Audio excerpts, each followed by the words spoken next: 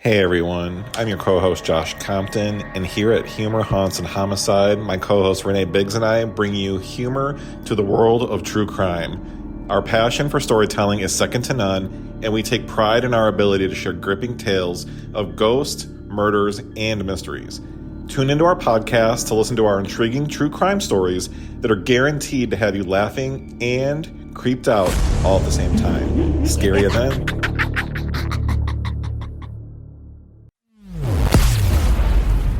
Welcome to Ouch. Was that a ghost? This podcast may contain graphic material, which some listeners may find disturbing. Listener discretion is advised. Help me. Now that we covered that, here's your host, Liz. Welcome back to Ouch Was That a Ghost? And today I have with me Cousin Kate. Cousin Kate. How the heck are you? I'm great. We're so cool. I'm hanging in the closet and you're just hanging in the bathroom. Yeah. Sitting on the floor in my bathroom. Our nice studios. This is beautiful. I know. Who knew it would be so glamorous to be in radio, you know? Yes, they don't tell you this part. Mm-mm. See, I would love to get a beanbag chair, but I feel like I'd never be able to get out of it. Oh, yeah. Forget that.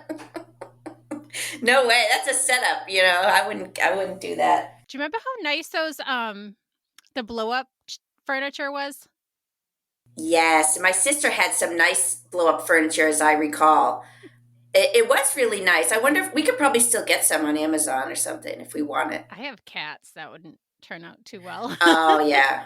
Yeah, that's right. Then I'd really be on the floor. Mm-hmm. Yeah. So today we're doing a cryptid, and I know last time you weren't sure what a cryptid was, so I looked up the definition. So the Cambridge English Dictionary defines a cryptid as a creature that is found in stories and that some believe exist or may have or say they have seen that has never been proven to exist. I'm so glad that you went through the actual definition, but I think I have figured it out in general. And so I feel much better using that terminology myself now. You're more comfortable with it? I actually told somebody about the podcast and I was like saying, yeah, you know, she talks about like cryptids and stuff. And, you know, it just rolled right out. That's wonderful. So that's how I know I understand it. It's just part of everyday conversation. Like, yeah, I'm building my vocab. What was that on Clueless when she had the word a day? Oh, yeah, like you have the vocabulary words. There have been cryptids that have been proven to be real. So I guess, well, I don't know. Would they still be considered cryptids or would they be moved to another category? Well, that's a great question. I mean, is that what we're going to talk about today? One that was proven to be real? No, these weren't. But I was just when I was looking up the definition, I was like, well, which ones were proven? And they said the giant squid was thought to be a cryptid before. The platypus, which I could see that. The platypus doesn't seem like a real thing. And the frilled shark. Okay. I don't know what that is. So a lot of under deep sea creatures. Yeah, there has to be more in the sea too. Like a lot of things that we don't, I don't know, Nessie maybe will come out and be real. You know what's crazy is that like the sea goes down miles. Like think about that. You know, when you think of like you go swimming or you went swimming, you know, we grew up in the ocean, you go swimming and you always think about what's underneath you and like there's always a bottom somewhere. And like, I know this is really basic, but I can't even imagine that there's like miles and miles and miles down. It's very wild to me. It really is. And what is that gross creature that has that big, the thing that hangs in front? It's the lantern? Yeah, those are so disgusting. So imagine what else is down there that has to have either night vision or some kind of assisted light thing like that that's living down there. Oh, yeah. Assisted light, yeah. I don't know what else I exist because I'm an assisted light device. Yes. Yeah. Ew. Basically, it's a creature that may or may not have existed, but stories of them have been passed down either by books or telling of them. But you know this because this is everyday vocabulary for you now. Cryptid is just like, yes. Katie knows what it is. Exactly. No, I think once it's not a cryptid anymore, I think it's just a thing, like it's a giant squid. Do you know what I mean? I don't think it has a term, but it may be. Formerly known as. Yeah, like a symbol. I always think of Prince when somebody says that. So today I'm covering the squonk, Oh, yes. who may be the saddest and ugliest cryptid there is.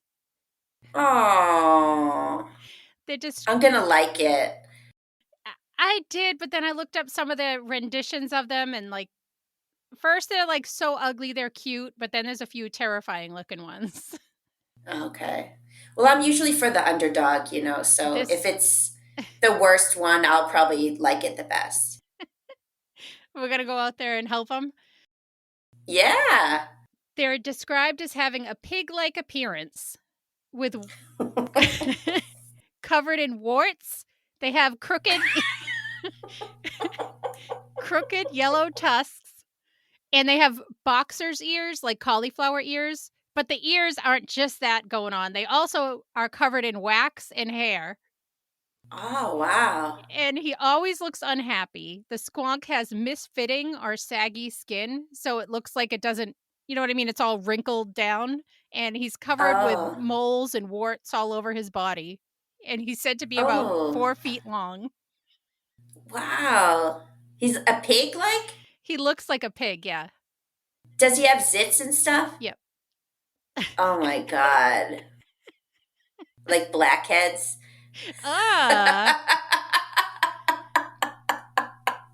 Does he have boils? I don't know if that's better to be like pussy or blackheady. Yeah. Ew. Wow. He probably has ringworm too. I thought you were rooting for him. You're giving him more diseases. Come on. Well, he can have all those things, and you'll be surprised. I still may be for him. You're still gonna be all about him. Yeah, not just based on looks type of person. Oh, that's good. It's all about personality.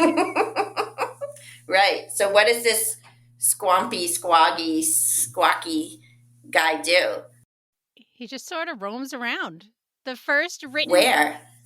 Pennsylvania, in the hemlock forest. Oh, all this stuff comes from Pennsylvania.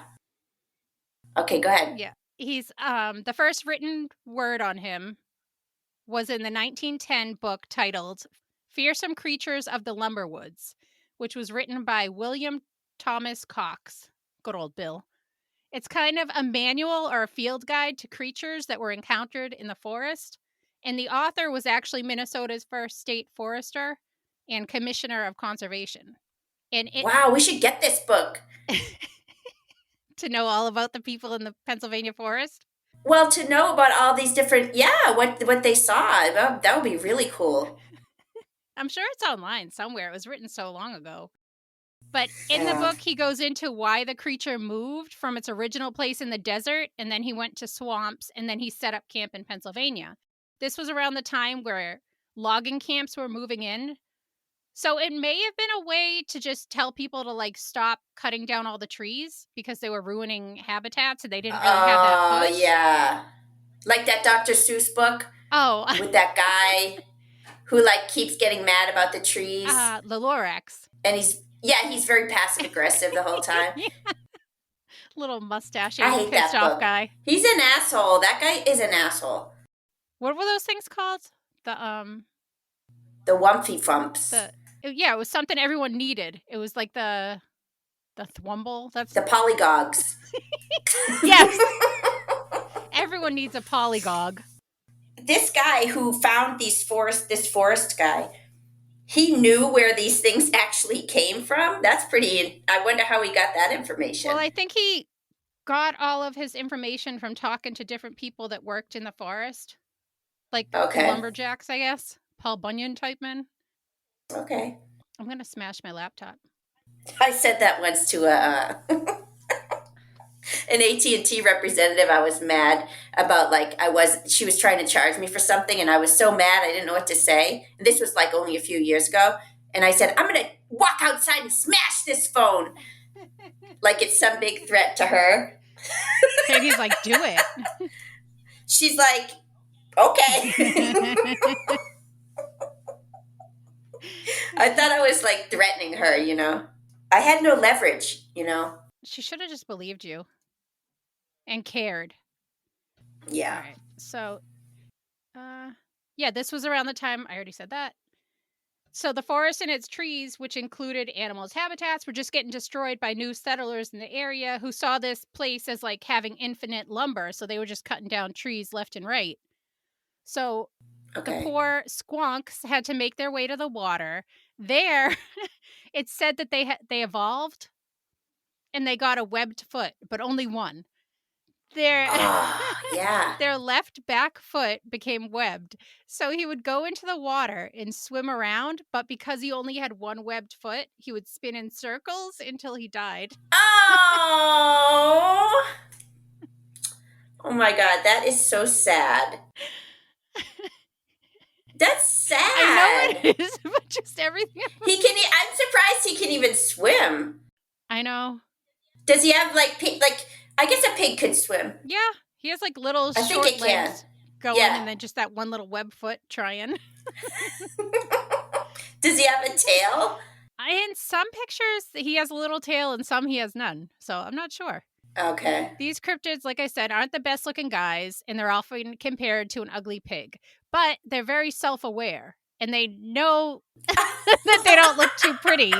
So they're always weeping. You'll see their eyes constantly full of tears, and they're nicknamed the homeliest animals in the world. Ah. Wow. That is so sad. I know, poor guys. I mean, they've been oppressed, they've been judged, they've been discriminated against, they've been displaced. The trauma that this civilization has gone through is really sad. It is. Mm. They're found deep within the hemlock forest, which is essentially wetlands in northern Pennsylvania, and they seem to prefer to live a nocturnal life because they're ashamed of their appearance. And when they walk by water, they make sure to avoid it because they don't want to see themselves. Like such self-loathing. This is a shame-based creature. He really is. He spends all all of his time just weeping. Wow. They can be hunted down by listening for their weeps and tracking their tear-stained trail. How sad is that? Why would we want to hunt it for? Curiosity? Does it do anything to people, or it's just a shame thing with legs? Just a shame thing. He walks around, he eats and cries and eats and cries.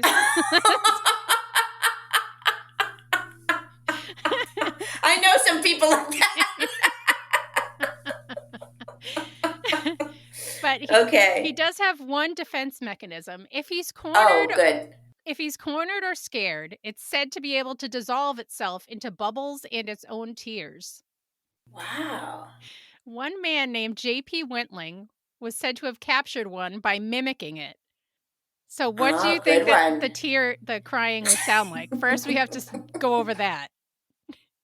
Okay. Let me really get into character here and think about it. So it's kind of a piggy-like thing. So it's going to be probably a very messy, snorting type cry. Okay, so let me see if I can get something going.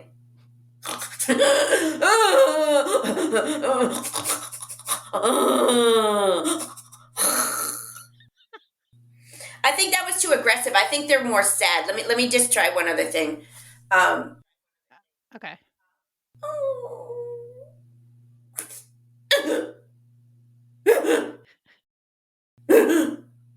Yeah, I think that's probably more like it. Yeah.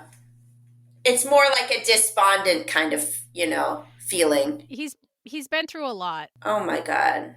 But he came from the desert even. Mm-hmm. Yeah. But he still has his webbed foot. The oppression, like you said. Yeah. But J.P. Wentling was said to have trapped the creature in the sack after doing what you just did. Yeah. And he brought it home. But then he noticed the bag was a lot lighter. And when he looked inside, he just found the liquid that was left of the squonk. Oh, but it was bubbles? This one was he just said liquid, but others have said that they're able to dissolve into bubbles if cornered. Bubbles. Bubbles and tears. Bubbles and tears. I mean, But then do they come back, or that's just the end? They're just a pile of liquid and that's how they end. I think what we could do with them is sell them as like, in little bubble containers and put their contents in a bubble container, and then we seal it. And then if we want to see what they're going to do, we could pull out that little plastic stick from the bubble container and blow into it. And then if the thing reappears, it's still alive. What if just part of him does and you just see like a leg appear? Then you have to keep blowing bubbles because you have more of his, it's like more of his essence is still in the liquid. Until you make a full one, I Yeah, guess. yeah. Okay. I mean, that makes perfect sense. Yeah, definitely. I see no flaw in the logic. His Latin name is said to be Lacrimia corpus dissolvarius. I probably said that wrong, which means tear, body, and dissolve. This part, I didn't understand this. This broke my brain. But he's said to have 4 legs or 3.5 if the right hind is transparent. Like that math does not add up to me. If the say it again. He's said to have 4 legs. Yeah. Or 3.5 if the right hind is transparent. Well, so sometimes the right hind leg is see-through, I guess. But why would it be 3.5 and not 3? Because it's only like cut off at like the mid of the leg, like the knee. Like you could get him a prosthetic, put it that way, and it would fit right on there. It would fit. It would fit right on there. Out. Well, we could, and then the thing that would be cool is he could have 2 prosthetics. One would be like just a piggy foot, but the other would be another flipper because you said this was on the right. So then he would have a flipper for the right and the left, and guess what? Freedom for this guy because now he can swim straight. He won't swim around in circles and die. And he can liberate his people.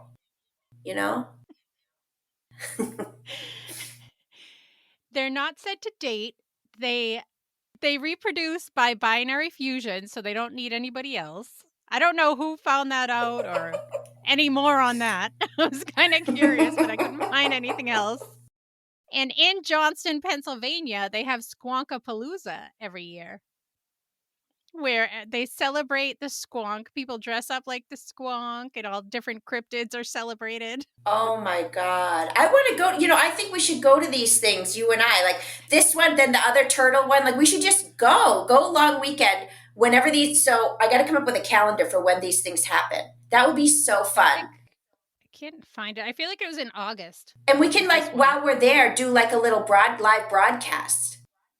I think that would be really fun. And then you can go into the woods with me. Yes. And you'll be doing the cries. Yes. So we can I'll get protect him you. And trap him. Right.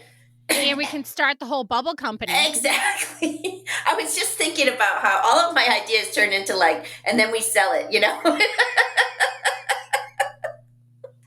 I don't know why. I'm like not a salesperson, but everything I think of is like, then we could sell it. Because everybody's going to want to buy those bubbles. Yes. Who wouldn't? I know. But yeah, these poor guys, I wish that we could go and help them with their self-confidence. We got to send them some therapists or something. I mean, maybe some really good cognitive behavioral therapy would work because it really targets the negative core beliefs that they might have about themselves, which are that they can't even look themselves in the mirror. I mean, start there with some exposure therapy. I would hold up a mirror right to the face and see how long you can tolerate it. Maybe he can only tolerate 30 seconds. Okay.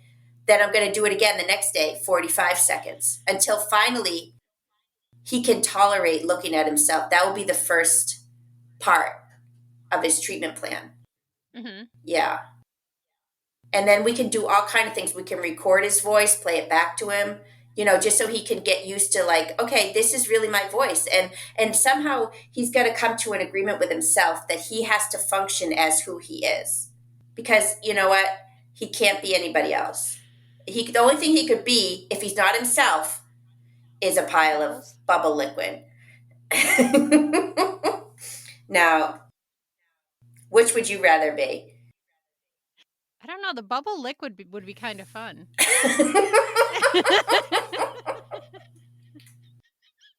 Was that the wrong answer? Yeah, it sounds as if you're not really ready to do the hard work.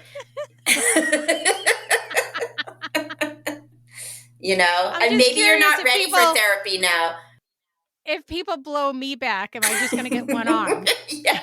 Will it be webbed? Yeah. Well, yeah, and then how many prosthetics are we going to have to get? That's true. Yeah, because that 1/2 one could be tricky.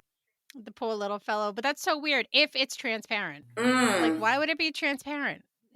Well, why would anything be true about this guy? Yeah. But yeah, that's the story of the squonk. How do you spell squonk? SQUONK. Oh, ONK. Squonk. Okay. Squonk. Maybe, I mean, I would wonder how they got their name if it was like the noise that they made. You know what I mean? How sometimes animals can get their name by what the noises that they make. Yeah, I don't know, because he said only to walk around weeping unless that's how he weeps. But I think that is so funny that people would hunt him down, these hunters through the woods mimicking him. So they're sitting there crying through the woods trying to get this. Yeah. Squonk, squonk. Squonk, squonk. Yeah, it's like, what's the motivation for the hunter? I guess if he was particularly loathsome and he wanted to align himself with another loathsome creature, so maybe it was for the really troubled souls that went out to just bring them home and be miserable together. Yeah, lay in the bed. Lay in the bed. Pop a few zits. This whole time I'm thinking, can we pop the zits? What kind of zits will there be, you know? Because I'm ready. He just has a lot going on. And just his skin, I'm picturing like a hairless cat. I know a lot of people love them. To me, they yuck me out. Just their I hate skin, those. especially the overweight ones. They have that like skin how the squonk is said to have had. And I just, yeah, it's not for me. Yeah. Yeah, that's gross to me too, yeah. But yeah, that's the story of the squonk. Well, that's a good one. I think, okay, I've got two things that I can look into, the festivals, and we can start, you know, booking our tickets. Long weekend, summer festivals. The Raynham one near you is in September, I think. Yeah? If you can go by that one. Let's make a calendar together of all these things. Well, I'm doing a table there. Oh, great. Okay, well. They asked me to speak, but I'm too chicken. So that's the one that you're afraid to speak at? What do they want you to say? Just to like do kind of a live show or just talk about your podcast or whatever, but I'm too chicken. I'm trying to get my guts up to do like a live. A lot of people are doing like Facebook lives or TikTok lives. And I'm just afraid to because I feel like I get so anxious. Like even when I start recording every day, not every day, whenever I record, it's still like, oh my gosh. I think for me, it's like, I don't think it's real. So it's not like, you know, it's different for you. Like I'm just here sitting in my bathroom talking to you. You know what I mean? So to me, I don't see like the big picture of the whole thing. So I don't feel in any way nervous. I just know that there's going to be so many bad comments. Yeah. That's why even on the YouTube, when I opened it, I shut down all the comments. Yeah. So people can't comment on them because I'm such a chicken. No, I agree with you. I can't tolerate that. My self-esteem isn't good enough to tolerate stuff like that. I can't. Ditto. Yeah. I can't. And me and the squonk would be crying. We'd be eating and crying together. Yeah, and then I could get some. And my zits are gonna come bubble out. factories going. Yeah. And I'll be over there just blowing bubbles, smiling. You'll be chasing me around trying to pop my pimples. I'll be like, Katie, get away. Hitting you with my webbed foot. Oh my God. Yes. Yeah, but you might be able to swim away from me. Although I'm a pretty good swimmer. I bet I could swim better than the squonk. You probably could. You can go straight, so you have that going for you. This poor thing. I have a lot of empathy for this creature. You know, yeah. I'm glad that we're bringing it to light today because, It's like the forgotten people of this world. Very important to bring them to the forefront and highlight their strengths. Yes, definitely. And discuss what they've overcome. Because it's inspirational to me. Yep. So is their personality everything you expected? It seems it was even better than I thought. Oh, that's good. So you think you can help them through therapy, through your cognitive behavior? Oh yeah, I'm all ready. I could totally do that. Easy, done. They'll be out there walking the regular streets pretty soon. They won't even be crying anymore. I know, that's so sad. Every picture of them is just them with tears down their eyes. They could charge people to to pop their zits, and that's how they could make money. See, everything's a business in my mind. But no, if they didn't care and they realize like, wow, I got all these zits people might want to pop, they could make money off of it. You could go up to them and try to sell them your business plan. And then, they could use that money, for the different prosthetics and, even for like, down payment on like a new homeland. They can get tickets back to their desert. Yeah. Go on a pilgrimage. They'll all go together. Yeah. And they'll meet like the great, all-knowing one that's like a big spiritual one there that's been waiting for them to come back. Yeah. And it will be like a Twilight Zone situation. The eye of the beholder. You guys are actually beautiful. Yeah, totally. My babies. So dumb. All right. Well, thank you so much for coming on, Kate. Thank you for having me. Right. Bye. Shut it down. Bye. Thank you for listening. If you need more content or just want to help support the podcast, head on over to patreon.com and search Ouch, Was That a Ghost? If you need some snazzy merch, you can find it at crowdmade.com by searching Ouch, Was That a Ghost? If you have a story you'd like to share, you can email it to ouchwasthataghost@yahoo.com. You can also find us on Facebook and all the other social media platforms under Ouch, Was That a Ghost? Help me. All links can also be found on ouchwasthataghost.com.